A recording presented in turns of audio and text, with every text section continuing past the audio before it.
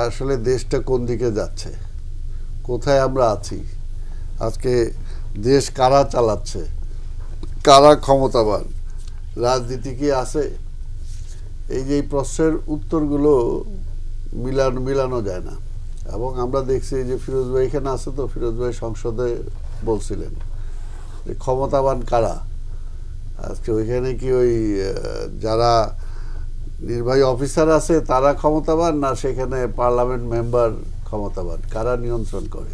তো দেখা গেছে যে আসলে ওনাদের পার্লামেন্ট মেম্বার ওনারা আছে ঠিকই, কিন্তু সত্যিকার অর্থে তাদের হাতে ক্ষমতাটা নাই।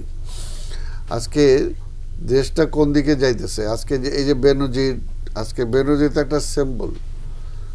আমরা তো আগেই বলছি যে রাজনীতিটাকে নিয়ন্ত্রণ করতে, যে রাজনীতিহীন দেশটা করতে, যে আজকে প্রশাসনের এদেরকে দলীয়করণ করতে, যে সব কিছু শেষ করে ফেলছে। যখনই দলীয়করণের চিন্তাভাবনাটা আসছে এবং তাদের উপর নির্ভর করে রাজনীতিকে দমানোর চিন্তা করছে, তখনই কিন্তু এগুলো বিস্ফোরা হিসাবে দাঁড়ায় গেছে। আজকের এই কারণেই আমরা বারবার সেই কথাটা আগেই বলে আসছিলাম যে প্রশাসনকে তার ওয়েতে চলতে দেন। প্রশাসন কোনো দলের না, প্রশাসন রাষ্ট্রের, এবং রাষ্ট্রের প্রজাতন্ত্রের কর্মচারী হিসেবে যে তারা যেন কাজ করতে পারে সেই সুযোগটা থাকা দরকার। কিন্তু এখানে সেটা নাই। দল, সরকার, প্রশাসন এক হয়ে গেছে। দুদকের মামলা হচ্ছে, শিগগিরই বিচার শুরু হবে। এটা তো হলো পচায় দিয়ে আজকে মামলা হচ্ছে, আগে হইলো না কেন? বা আগে সেই সুযোগটা পাইলো কেন? অর্থাৎ যদি ব্যবস্থাটা তো যদি থাকতো যে এইখানে এই ধরনের কিছু করা যায় না, করলে অবস্থা খারাপ হবে। কারণ এই ধরনের ও হয়তো আজকে এখন ধরা খাইছে, এই ধরনের হাজার হাজার করে তো পার পাইতেছে, যেটা আজকে ফিরোজ ভাই যেটা বলতেছে।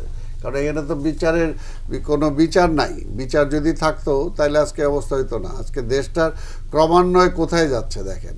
আজকে এই যে ব্যাংক, আজ গতকালকে দেখলাম যে বগুড়াতে ব্যাংকের বোর্ড লুট করে কত চলে গেছে। সে কিছুদিন আগে দেখলাম আমরা যে পার্বত্য চট্টগ্রামে সেখানে অবস্থা হয়েছে। ঢাকা শহরে দেখলাম মতিঝিলে অস্ত্র নিয়ে দৌড়াইতেছে, একজন আরেকজনের ধরা গুলি করতেছে প্রকাশ্যে রাজপথে।